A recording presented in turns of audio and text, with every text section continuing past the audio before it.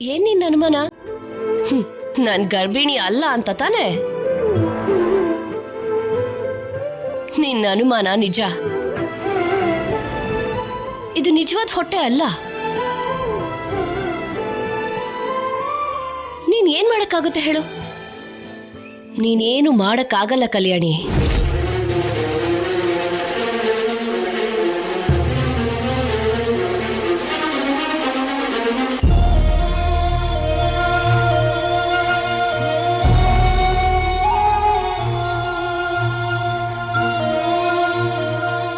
ಕಲ್ಯಾಣಿ,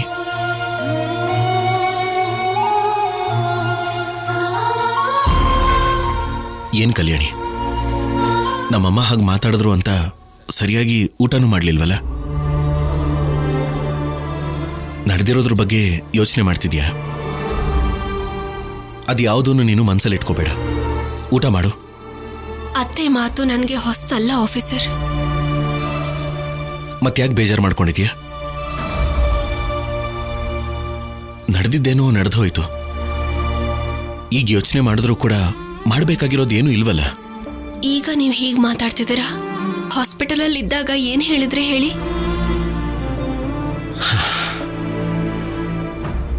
ಆಗಿನ ಸಿಚುಯೇಷನ್ ಹಾಗಿತ್ತು ಕಲ್ಯಾಣಿ.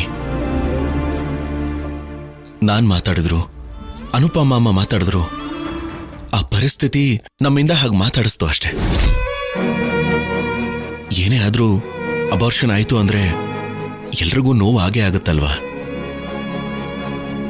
ಆ ನೋವಲ್ಲಿ ನೀನ್ ಮಾತಾಡಿರೋ ಮಾತುಗಳಿಂದ ಇನ್ನೆಂಥ ಗಲಾಟೆ ಆಗುತ್ತೇನೋ ಅಂತ ನಿನ್ನ ಕಂಟ್ರೋಲ್ ಮಾಡೋದಕ್ಕೆ ನಾವು ಹಾಗೆ ಮಾತಾಡಿದ್ವಿ ಹೊರತು ನಿನ್ ಬಗ್ಗೆ ಗೊತ್ತಿಲ್ಲದೆ ಅಲ್ಲ, ಅಥವಾ ನೀನೇನೋ ತಪ್ಪು ಮಾಡಿದ್ಯಾ ಅಂತಲ್ಲ. ಇಲ್ಲ ಆಫೀಸರ್, ಸಂಪದ ಸುಳ್ಳು ಹೇಳ್ತಿದ್ದಾಳೆ. ಅವರು ಪ್ಲಾನ್ ಮಾಡ್ಕೊಂಡು ಇದೆಲ್ಲ ಮಾಡ್ತಿದ್ದಾರೆ. ಅದು ನಿಮ್ಗೆ ಅರ್ಥ ಆಗ್ತಾ ಇಲ್ಲ. ಈಗ ಟಾಪಿಕ್ನ ಇಲ್ಲಿಗೆ ಬಿಡೋಣ. ನಿಜವಾಗ್ಲೂ ಅವ್ರ ನಾಟಕ ಆಡಿದ್ರೆ ಇವತ್ತಲ್ದೇ ಇದ್ರೂ ಒಂದಲ್ಲ ಒಂದ್ ದಿವಸ ಹೊರಗೆ ಬರುತ್ತೆ. ಆದ್ರೆ ಎಲ್ರ ಕಣ್ಮುಂದೆನೆ ಸಂಪದ ಬಾವಿಗೆ ಬಿದ್ಲು. ಅಬಾರ್ಷನ್ ಆಯ್ತು. ಹಾಸ್ಪಿಟ್ಲಲ್ಲೂ ಡಾಕ್ಟರ್ ಕೂಡ ಸತ್ತು ಬದುಕಿದಾಳೆ ಅಂತ ಹೇಳಿದ್ರು. ಇದನ್ನೆಲ್ಲ ನೋಡಿದ್ಮೇಲೂ ಕೂಡ ಅದನ್ನ ಸುಳ್ಳು ಅಂತ ಯಾರೂ ಹೇಳಲ್ಲ. ಅವ್ರ ಮೇಲೆ ಎಷ್ಟು ಕೋಪ ಇದ್ರೂ ಕೂಡ ಬದಲಾಗಿದ್ದಾರೆ ಅಂತ ಮತ್ತೆ ಮನೆಗೆ ಬಂದ್ರು. ನಮ್ಮ ಮೋಕ್ಷನ ಕಾಪಾಡಿದ್ರು. ಆ ಚಿಕ್ಕ ಅಭಿಮಾನದಿಂದಾನೆ ಆ ಮನೆವರೆಗೂ ಹೋಗಿದ್ವಿ. ನಮ್ಮ ಕೈಯಲ್ಲಿ ಮಾಡೋಕ್ಕಾಗಿದ್ದನ್ನ ಮಾಡಿದೀವಿ. ಆದ್ರೆ ಹೀಗೆಲ್ಲ ನಡೆಯುತ್ತೆ ಅಂತ ಯಾರೂ ಅನ್ಕೊಂಡಿರ್ಲಿಲ್ಲ. ನಡೆದಿದ್ರಲ್ಲಿ ನಿನ್ ತಪ್ಪಿದೆ ಅಂತ ನಾನು ಹೇಳಲ್ಲ. ಅದೇ ರೀತಿ ನಿನ್ ತಪ್ಪೇ ಇಲ್ಲ ಅಂತ ನಾನು ನಿನ್ನ ಸಮರ್ಥಿಸ್ಕೊಳ್ಳಲ್ಲ. ನಮ್ಮಿಂದ ಒಬ್ಬರಿಗೆ ನಷ್ಟ ಆಗಿದೆ ಅಂತ ಅಂದಾಗ ಅದರ ಜವಾಬ್ದಾರಿ ನಮ್ಮದೇ ಅಂತ ಅನ್ಕೋಬೇಕು. ಸರಿ ಆಫೀಸರ್, ಅವ್ರ ಬಗ್ಗೆ ಮಾತಾಡಿ ನಿಮ್ಮನ್ನು ದೂರ ಮಾಡ್ಕೊಳ್ಳಲ್ಲ. ನಾನು ತಪ್ಪು ಮಾಡ್ಲಿಲ್ಲ. ಅಟ್ ದ ಸೇಮ್ ಟೈಮ್ ಸಂಪದ ಮಾಡಿದ್ದೆಲ್ಲ ನಾಟಕ. ಅದೇ ನಿಜ. ನೀವು ಹೇಳ್ದ ಹಾಗೆ ಆ ನಿಜ ಬಯಲಾಗೋ ದಿನ ಬಂದೇ ಬರುತ್ತೆ. ಬರೋ ಹಾಗೆ ನಾನು ಮಾಡ್ತೀನಿ. ಸರಿ, ಈಗ ವಿಷಯ ಬಿಟ್ಬಿಡೋಣ. ಅದನ್ನೆಲ್ಲ ಮನಸ್ಸಲ್ಲಿಟ್ಕೊಂಡು ನೀನ್ ಹೀಗೆ ಊಟ ಬಿಟ್ರೆ ಹೇಗೆ? ಮೊದಲು ಊಟ ಮಾಡು. ನಡಿ.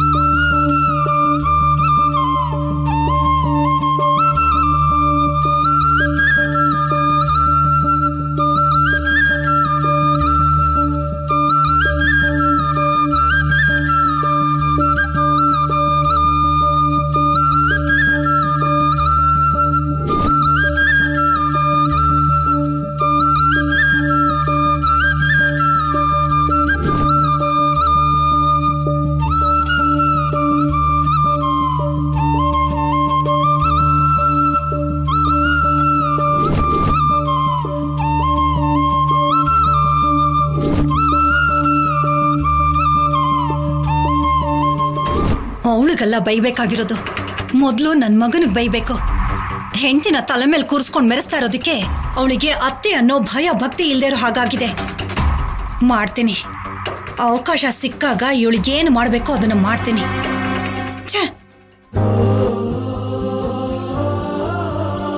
ನನಗೆ ಹಶ್ವಾಗುತ್ತೆ ಅಂತ ಯೋಚಿಸ್ತಿದ್ರೆ ಹೊರತು ನಿಮಗೆ ಹಶ್ವಾಗ್ತಿರೋದು ನಿಮಗೆ ಗೊತ್ತಾಗ್ತಿಲ್ಲ.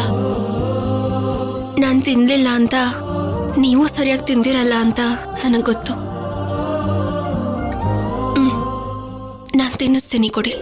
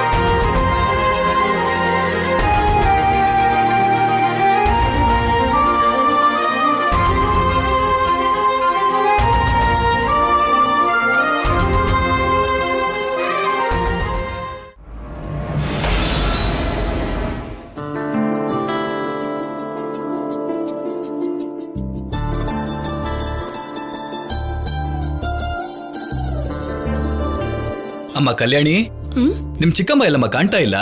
ಎಲ್ಲಿಗೆ ಹೋಗ್ತಾಳ? ಮನೇಲಿ ಎಲ್ಲ ಒಂದ್ ಕಡೆ ಇರ್ತಾಳೆ, ನೋಡೋಗು. ಇಲ್ಲಪ್ಪ, ಮನೆ ಎಲ್ಲ ನೋಡ್ದೆ. ಒಂದ್ ವೇಳೆ ಹಾಸ್ಪಿಟ್ಲಿಗೆ ಏನಾದ್ರೂ ಹೋಗಿದಾರೋ ಏನೋ ಚಿನ್ನಿ. ಸಂಪದನಿಗೆ ಹೀಗಾಯ್ತು ಅಂತ ಏನಾದ್ರೂ ಬೇಜಾರ್ ಮಾಡ್ಕೊಂಡಿದ್ದಾಳೋ ಏನೋ. ನೀನು ಒಂದ್ಸರ್ತಿ ಹೋಗಿ ನೋಡ್ಕೊಂಡ್ ಬರ್ಬಾರ್ದಾ? ನೀವ್ ಹೇಳೋದು ನಿಜನೇ ಆಗಿರುತ್ತೆ ಬಿಡಿಯಮ್ಮ. ಅವಳು ಹಾಸ್ಪಿಟ್ಲಿಗೆ ಹೋಗಿರ್ತಾಳೆ. ಅಲ್ಲೇನಾಗಿದೆಯೋ ಏನೋ ಒಂದು ಗೊತ್ತಾಗ್ತಿಲ್ಲ. ಹಾಗೆ ಅವಳ ಬಗ್ಗೆ ಬೇರೆಯವ್ರ ಬಗ್ಗೆ ದುಃಖ ಪಡ್ತಾ ಕೂತ್ಕೊಳ್ಳೋದಕ್ಕಾಗಲ್ಲ. ನಮ್ ದುಃಖ ನಮ್ಗಿರತ್ತೆ, ನಮ್ ಕೆಲ್ಸ ನಮ್ಗಿರತ್ತೆ. ಅದ್ರ ಬಗ್ಗೆ ಎಲ್ರೂ ಯೋಚನೆ ಮಾಡಿ.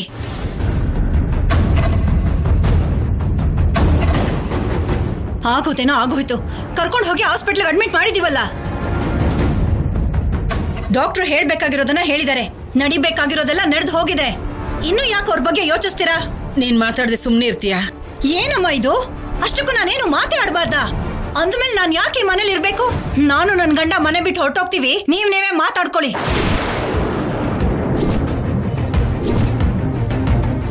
ಅಮ್ಮ, ಯಾಕಮ್ಮ ಪ್ರತಿಯೊಂದಕ್ಕೂ ಸೀರಿಯಸ್ ಆಗ್ತೀಯ? ಈಗ ಯಾರು ಏನಂದ್ರು ಅಂತ ಎಲ್ಲ ನೀನೇ ಹೇಳ್ತೀಯ, ಮತ್ತೆ ನೀನೇ ಕಿರ್ಚಾಡ್ತೀಯ. ಹೇಳು, ನೀನು ಹೇಳು. ನಾನ್ ಹೆತ್ತ ಮಗ ನೀನು, ನಿನ್ಗೂ ಕೂಡ ತಾಯಿ ಅಂದ್ರೆ ಬೆಲೆ ಇಲ್ಲ. ನಾನು ಇಷ್ಟ ಆಗ್ತಾ ಇಲ್ಲ, ನನ್ನ ಮಾತುಗಳು ಇಷ್ಟ ಆಗ್ತಾ ಇಲ್ಲ. ಯಾಕೆ ದಮಯಂತಿ ಹಾಗೆಲ್ಲ ಮಾತಾಡ್ತೀಯ ನೀನು? ಸಂಪದನಿಗೆ ಹುಷಾರಿಲ್ವಲ್ಲ, ಹೇಗಿದಳೋ ಏನೋ ಅಂತ ನಾವು ತಲೆ ಕೆಡಿಸ್ಕೊಳ್ತಾ ಇದ್ದೀವಿ. ಅದು ಕೂಡ ತಪ್ಪಾ? ಹೌದಮ್ಮ, ನಿನಗ್ಯಾವುದು ತಪ್ಪಲ್ಲ. ಅದೇನ್ ಕರ್ಮನೋ, ಎಲ್ಲ ತಪ್ಪುಗಳು ಈ ಮನೇಲಿ ನನ್ನ ಕಣ್ಣಿಗೆ ಬೀಳತ್ತೆ.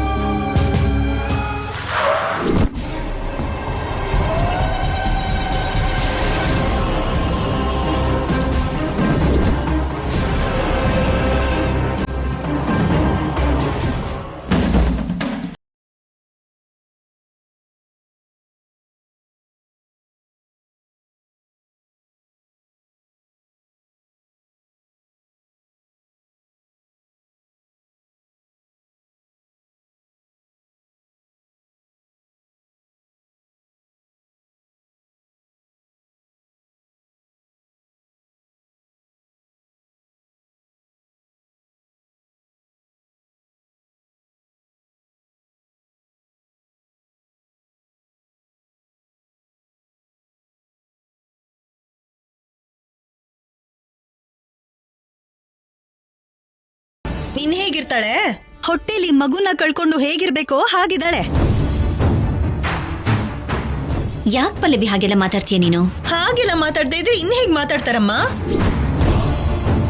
ಅವಳ ಮಗು ಅವಳು ಕಳ್ಕೊಂಡ್ಲು ಅಂತ ಎಷ್ಟು ನೋವಲ್ಲಿದ್ದಾಳೆ ಅವಳು ಅಂತ ಗೊತ್ತಾ ನಿಮಗೆ?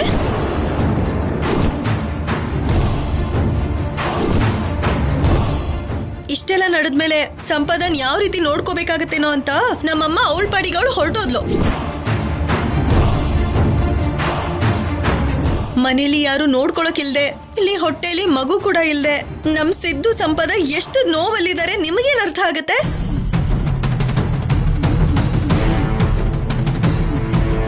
ಇದೆಲ್ಲದಕ್ಕೂ ಕಾರಣ ಈ ಕಲ್ಯಾಣಿನೇ ಅಲ್ವಾ?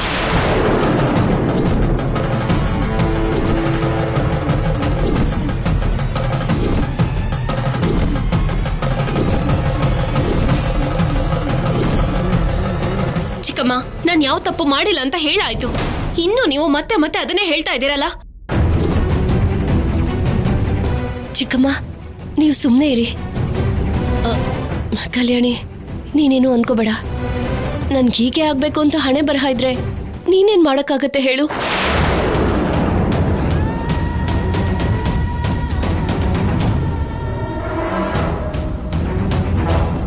ನಾನು ಬಸ್ರ ಆದ ತಕ್ಷಣ ನಮ್ಮ ಮನ್ಸು ಬದಲಾಯ್ತು. ನಮ್ ಜೀವನ ಬದಲಾಗತ್ತೆ ಅಂತ ಆಸೆ ಪಟ್ಟೆ. ಮಗು ಹುಟ್ಟಿದ್ಮೇಲೆ ಬಾಣಂತನಕ್ಕೆ ಏನ್ ಮಾಡೋದು ಅಂತ ಅನ್ಕೊಳ್ತಿರುವಾಗ ನನಗ್ ಸೀಮಂತ ಮಾಡಿ ನನಗೋಸ್ಕರ ಈ ಮನೆ, ನನ್ಗೋಸ್ಕರ ನೀವೆಲ್ಲ ಇದ್ದೀರಾ ಅಂತ ಹೇಳಿದ್ರಿ. ಆದ್ರೆ ನನ್ ಮಗು ಜೊತೆ ನಾನು ಇಲ್ಲಿಗೆ ಬರೋದಕ್ಕಾಗ್ಲಿಲ್ಲ.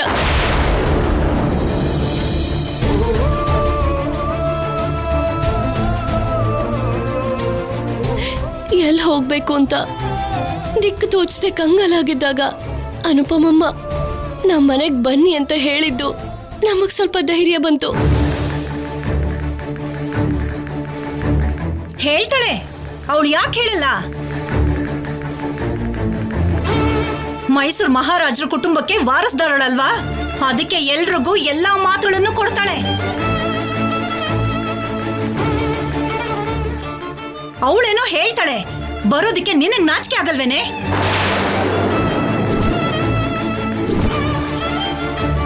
ದಮಯಂತಿ, ಏನ್ ಮಾತಾಡ್ತಿದ್ಯಾ ನೀನು? ಇಲ್ಲ ಅಂತಂದ್ರೆ ಇನ್ನೇನಮ್ಮ? ಬೇಡ ಬೇಡ ಅಂತ ಬಡ್ಕೊಂಡ್ರು ಎಲ್ರೂ ಸೀಮಂತಕ್ಕೆ ಹೋದ್ವಿ. ಅಲ್ಲಾಗ್ಬಾರ್ದೆಲ್ಲ ಆಯ್ತು. ಈಗ ನೇರವಾಗಿ ಮನೆಗೆ ಕರ್ಕೊಂಡ್ ಬಂದಿದ್ದೀರಾ. ಇಲ್ಲಿ ಇನ್ನೇನಾಗತ್ತೋ?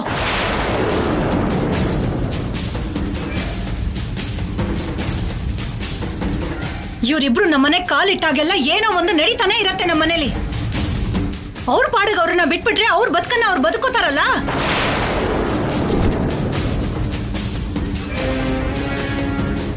ಅಲ್ವೋ, ನಿನಗ್ ನಾಚಿಕೆ ಆಗಲ್ವೇನೋ? ಕಲ್ಯಾಣಿಯಿಂದ ಮಗು ಹೊಟ್ಟೋಯ್ತು ಅಂದೆ, ಮತ್ತೆ ಈ ಮನೆಗ್ ಬಂದು ಅವಳ ಕಣ್ಣೆದುರುಗಡೆ ಹೇಗಿರ್ತೀರಾ? ದಮಯಂತಿ, ಬುದ್ಧಿ ಇಲ್ದೆ ಮಾತಾಡ್ಬೇಡ. ನೋವಿಂದ ನಮ್ಮನೆ ಬಾಗ್ಲಿಗೆ ಯಾರೇ ಬಂದ್ರು ಅವ್ರು ನಮ್ಮ ಶತ್ರು ಆಗಿದ್ರು ಸರಿ, ಕಡೆ ಪಕ್ಷ ಮನೆ ಒಳಗಾದ್ರೂ ಕರಿಬೇಕು ಅನ್ನೋದು ಗೊತ್ತಿಲ್ವಾ?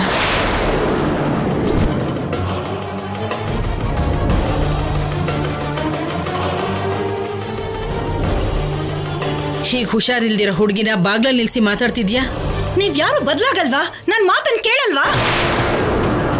ಈಗೇನು ಅವ್ರಿಗೆ ಆರ್ತಿ ಎತ್ತಿ ಮನೆ ಒಳಗಡೆ ಕರ್ಕೊಂಡು ಹೋಗ್ಬೇಕಾ?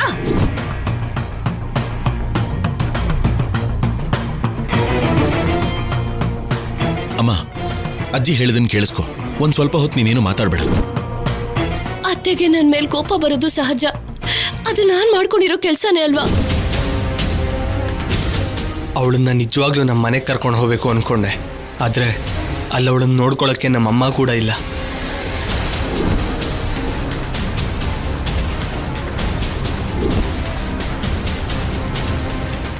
ಹಾಗಂತ ಆಸ್ಪತ್ರೆಯಲ್ಲಿಡೋ ಅಷ್ಟು ಹಣ ಕೂಡ ಇಲ್ಲ. ಒಂದು ವೇಳೆ ಅವಳು ಮನೆಯಲ್ಲೇ ಇದ್ರೂ ಅವಳನ್ನು ನೋಡಿಕೊಂಡು ನಾನು ಮನೆಯಲ್ಲೇ ಇದ್ರೆ ಅಟ್ಲೀಸ್ಟ್ ಅವಳಿಗೆ ಔಷಧಿ ತರಕ್ಕಾದ್ರೂ ನನ್ನ ಹತ್ರ ಹಣ ಇಲ್ಲ.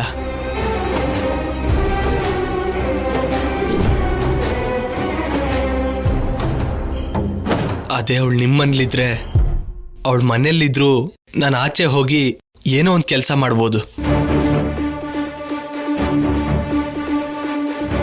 ಇಲ್ಲಾದ್ರೆ ನಮ್ಮ ಅಕ್ಕ ಇರ್ತಾಳೆ, ನೀವೆಲ್ಲರೂ ಇರ್ತೀರ. ಅದಕ್ಕೆ ಇಷ್ಟು ದೂರ ಬಂದಿದ್ದು.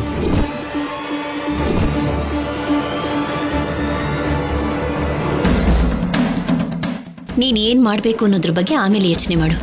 ಮೊದಲು ಸಂಪದನ ಒಳಗಡೆ ಕರ್ಕೊಂಡ್ ಬಾ.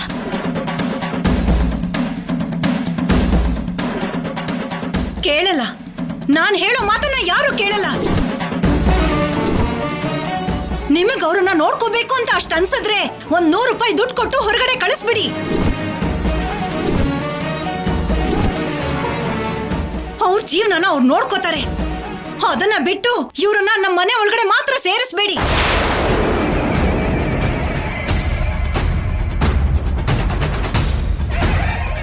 ಇವ್ರು ನಮ್ಮ ಮನೇಲಿ ಇರೋ ತನಕ ಏನ್ ನಡೆಯತ್ತೋ ಏನೋ ಅಂತ ಹೆದರ್ಕೊಂಡು ಸಾಯ್ಬೇಕು ನಾವು. ಹಾಗೆಲ್ಲ ಏನು ನಡೆಯಲ್ಲ ದಮಯಂತಿ. ನಮ್ಮ ಮನಸ್ಸು ಪ್ರಶಾಂತವಾಗಿದ್ರೆ ಎಲ್ಲವೂ ಶಾಂತವಾಗೇ ನಡೆಯುತ್ತೆ.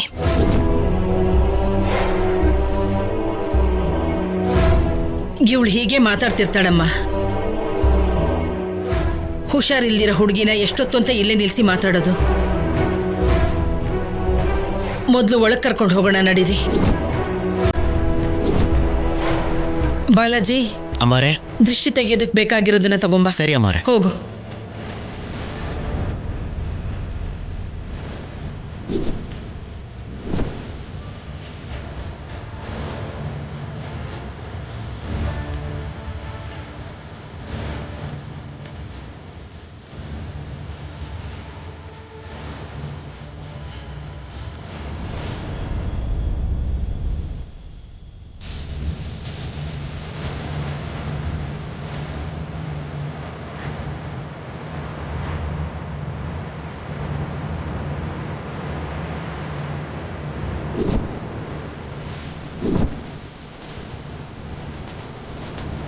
ಬಾಲಾಜಿ, ಅಮ್ಮಾರೆ, ಹೊರಗಡೆ ಹೊಡೆದು ಬಿಡು. ಸರಿ ಅಮ್ಮ.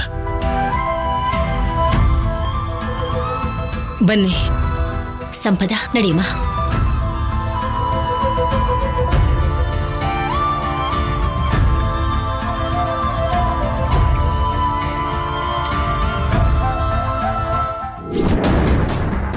ಕರ್ಮ, ನಾನ್ ಸಾಯೋ ತನಕ ಈ ಮನೇಲಿ ನನ್ನ ಮಾತನ್ನ ಯಾರು ಕೇಳಲ್ಲ ಅನ್ಸತ್ತೆ. ಹೆತ್ತ ಮಗಳನ್ನ ಬಿಟ್ಟು ಬೇರೆ ಎಲ್ಲರೂ ಬೇಕು ಇವರಿಗೆ.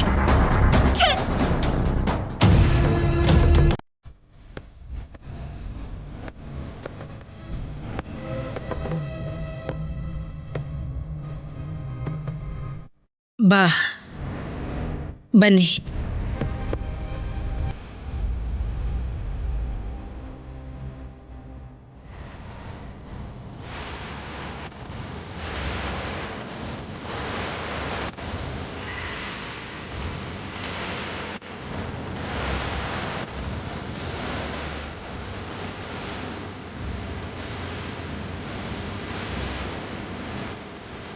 ನಡಿಬಾರ್ದೇನೋ ನಡೆದು ಹೋಯ್ತು.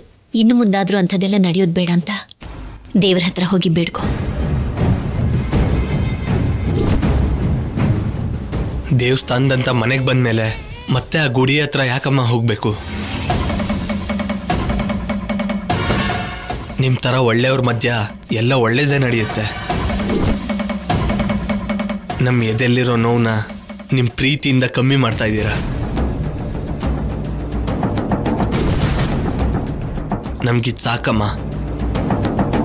ಇದೇ ಥರ ನಿಮ್ಮ ಮನೆಯಲ್ಲಿ ಕೆಲ್ಸದವ್ರ ಥರ ಬದುಕ್ಬಿಡ್ತೀವಿ. ಬದುಕ್ತೀರಾ ಕಣೋ, ಯಾಕೆ ಬದುಕಲ್ಲ?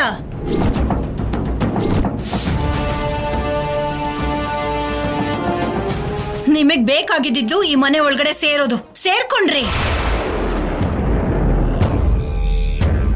ಅನುಪಮ ಮಹಾರಾಣಿ ಅದಕ್ಕೆ ದಾರಿ ಮಾಡ್ಕೊಟ್ಲು.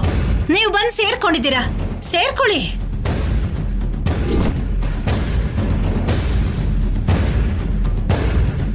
ಈ ಮನೆಯಲ್ಲಿ ಮನೆಯವ್ರ ಮಾತಿಗಿಂತ ಹೊರಗಡೆಯವ್ರ ಮಾತಿಗೆ ಜಾಸ್ತಿ ಬೆಲೆ. ಅಮ್ಮ, ಯಾವಾಗ್ಲೂ ಯಾರ ಬಗ್ಗೆನಾದ್ರೂ ಏನಾದ್ರೂ ಹೇಳ್ತಾನೆ ಇರ್ತೀಯ ಅಲ್ವಾ? ಒಂದ್ ಸ್ವಲ್ಪ ಹೊತ್ತಾದ್ರೂ ನೆಮ್ಮದಿಯಾಗಿರಲ್ವಾ? ಇಲ್ಲಿ ನನಗೆ ಯಾರ ಮೇಲೂ ಕೋಪ ಇಲ್ಲ ಕಣೋ. ಏನೋ ನೀನ್ ಹೆಂಡತಿ ಮೇಲೆ ಪ್ರೀತಿ, ಮಾಜಿ ಹೆಂಡತಿ ಮೇಲೆ ಕೋಪ ಇರೋ ಹಾಗೆ ಮಾತಾಡ್ತಾ ಇದೆಯಲ್ಲ.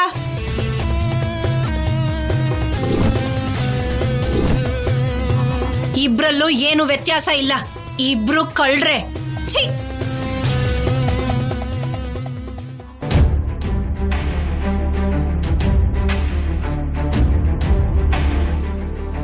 ಅವಳ ಮಾತನ್ನ ಬಿಟ್ಬಿಡಿ. ಕಲ್ಯಾಣಿ, ಸಂಪದನ ಒಳಗಡೆ ಕರ್ಕೊಂಡು ಹೋಗು.